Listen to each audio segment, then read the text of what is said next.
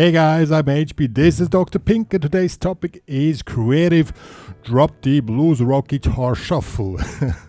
I know you guys will love this one here because you love drop D and blues rock. But before we get started, make sure to subscribe to my channel, hit the notification button, also join the HPCrazy Guitar Academy to join our little cool small guitar community there. So, what is it gonna sound like? You will love this one here.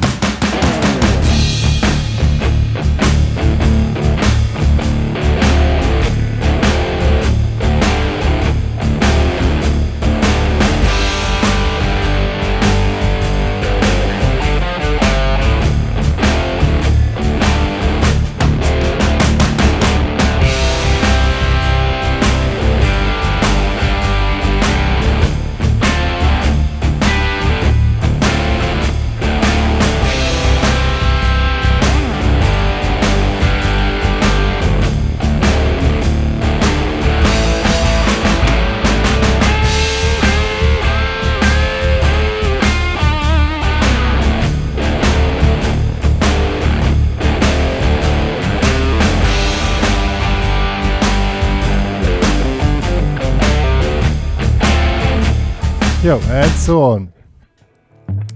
I'm gonna show you the main riff for the main riff ideas and how you can become creative with this, and you're gonna really kick ass with that one on any jam session. Only with drum and bass and guitar. For me personally, that's the coolest formation you can have. Only drum, guitar and bass, because there you have the full thing going on and you really need to have your things together. So let's get started. Alright guys, drop D tuning is really simple. Just tune down the low E string to a D and that's it. This gives a big advantage. The low 3 strings are one power chord. You don't need to grab anything and you can do really cool stuff. So, and by the way, D is really a very powerful key, you know. Keys really matter. Some of you might don't know that, but keys really matter, and D is really a powerful key. That's why a lot of famous songs are in the key of D. So let's get started.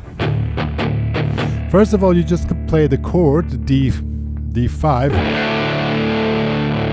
We first checked the form of the song.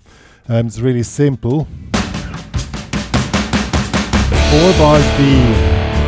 You can just lay down the chords. 2 bars D, G.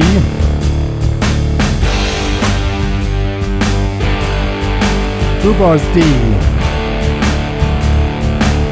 1 bar C. 1 bar G.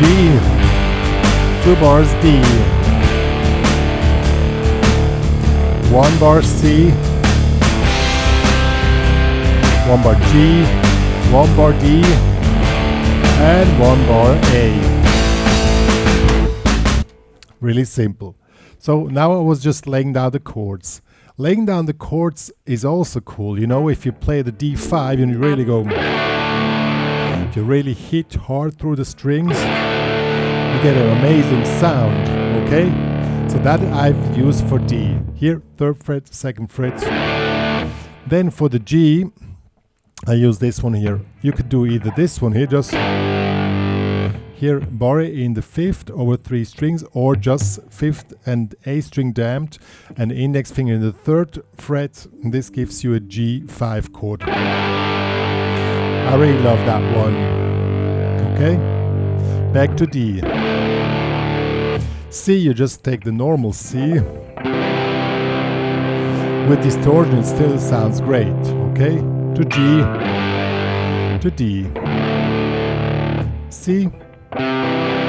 You also can hit the strings one after each other, lettering effect. To G, to D, and at the end we have an A5.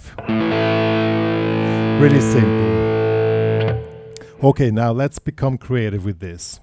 First you can, when you want to really do the shuffle thing is the most important thing. Make it palm muted here, and with drop D you really can put your hand down and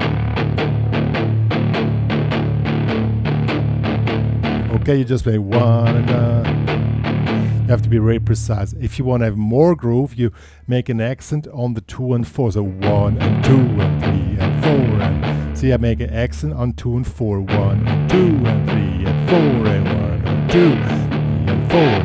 That works. Or to highlight the accent, you make 1 and 2 and 3 and 4 and 1 and 2. You make on 2 you grab here the bar in the 3rd and F5, and on 4 you grab the G5 and 1 and 2 and 3. And when you play those chords, you release the damping quickly.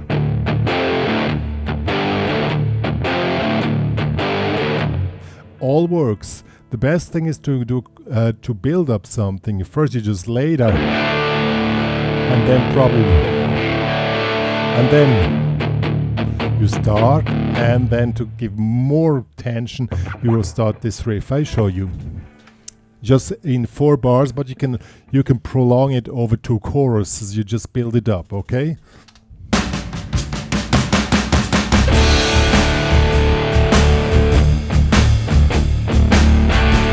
And now we do the other.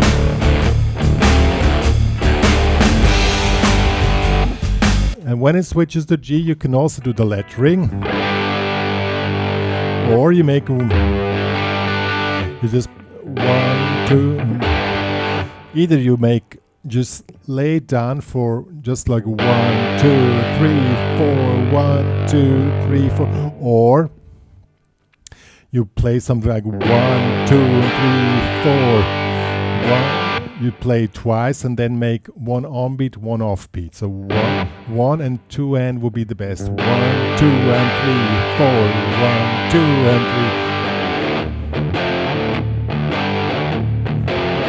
3. Okay.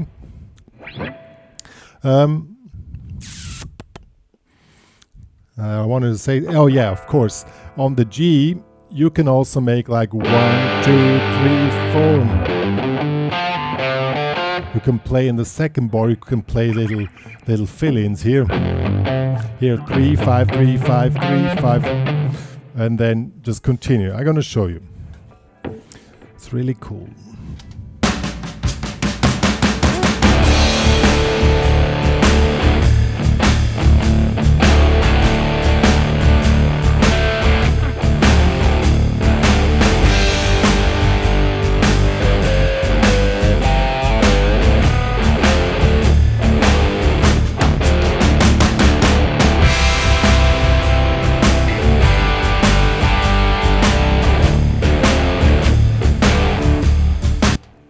And then already comes the C. You can also just lay it down like 1. And if you do the C, really attack hard, because you know, if playing a C distorted is a little bit tricky.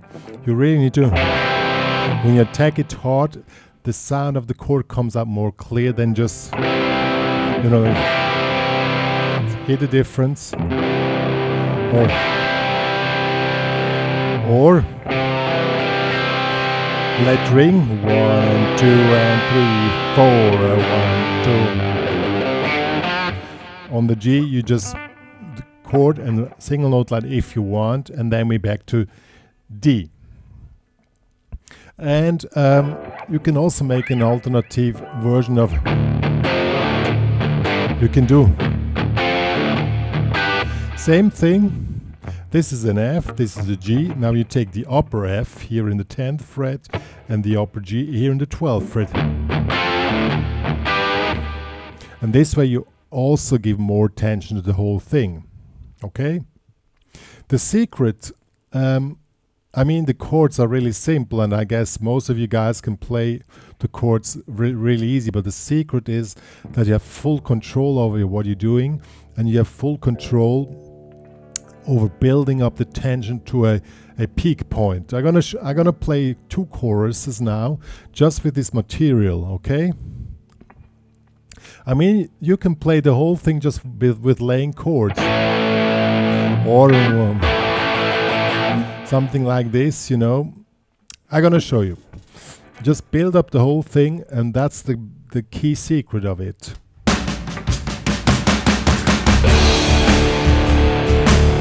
Nothing wrong to just play chords.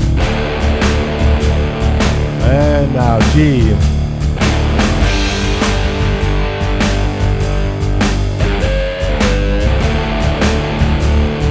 Now come see, now we start the build up.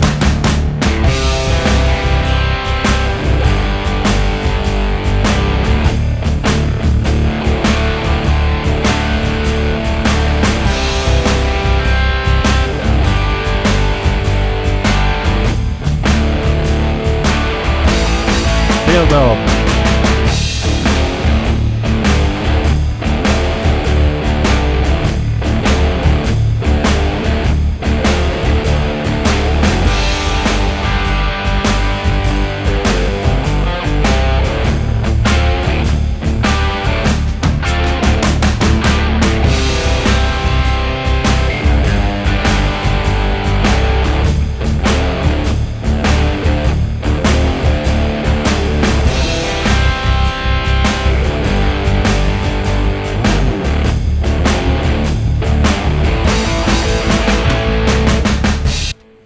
And so on.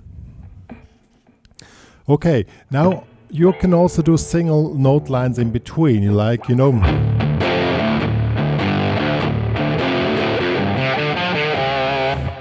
What I often do is a little 16 note draw, like. So 1, 2, 3, 4. No, sorry, triplets. 1, 2, 3, 1, 2, 3. 1, 2, 3. So 1, 2. Something like this. It has to be in triplets, okay? You could do anything, but this is most handy here. 3, 5, 3, 5, 3, 5. And in between you go up. And the cool thing with drop D, you just make. And you have a really wide sound. And I have a little bit of delay here set on the quarter beat, and that really makes the sound even more wide if you're precise. Okay, now I'm gonna add some fill-ins here, and no, I'll show you what I've been talking about. We start simple, just like horn.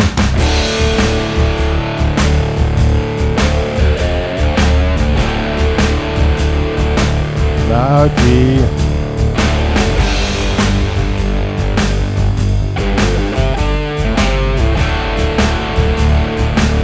Pretty cool. C.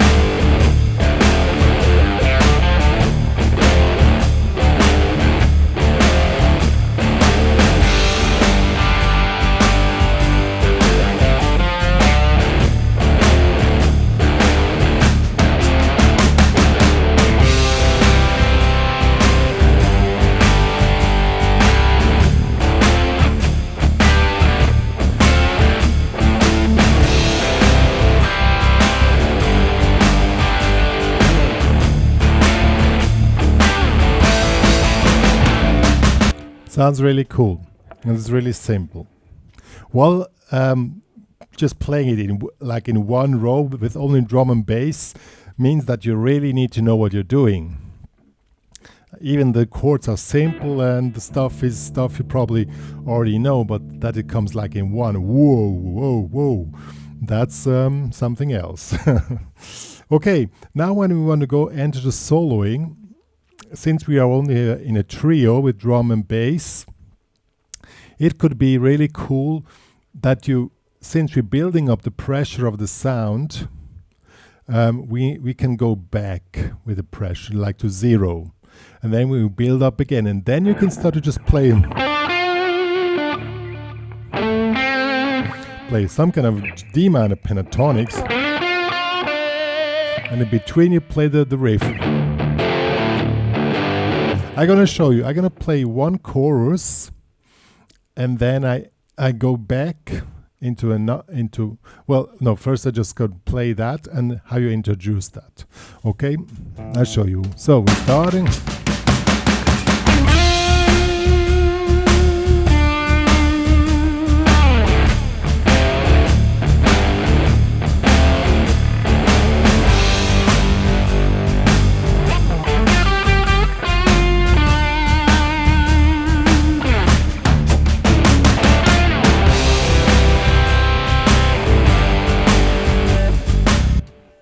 See, the trick is you still know what you can play, you still know the chords, and you play just normal solo, and then you switch back to the riff and you mix it up.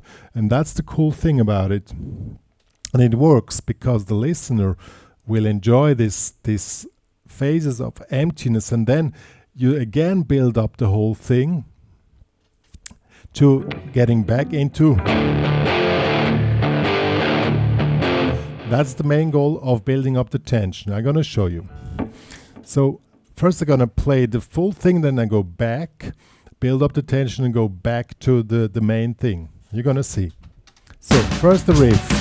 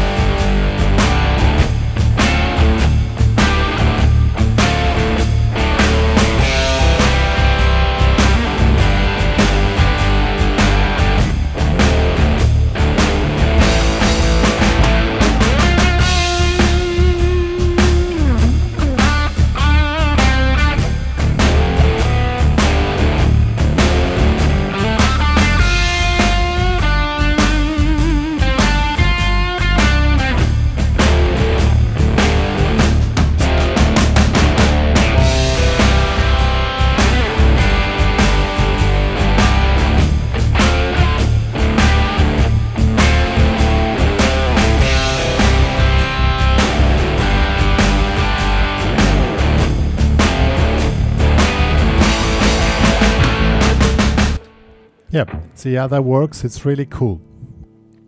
And that's the main secret. Now a few ideas. You also want to have some building up tension on the soloing. So this one works great. I really love this one here. You make here the pink in the 13th and you take 3. It doesn't have to be really precise, just make some noise. And then you continue. Let's do that.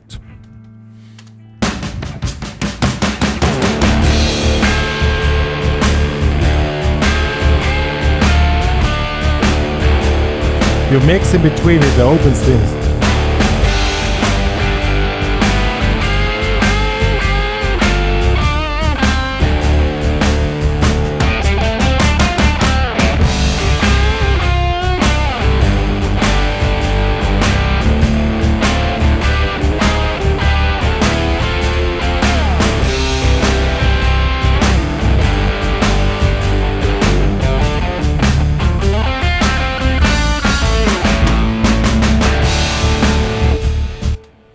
Yeah, so as I said, the big secret is, even this lick you probably know.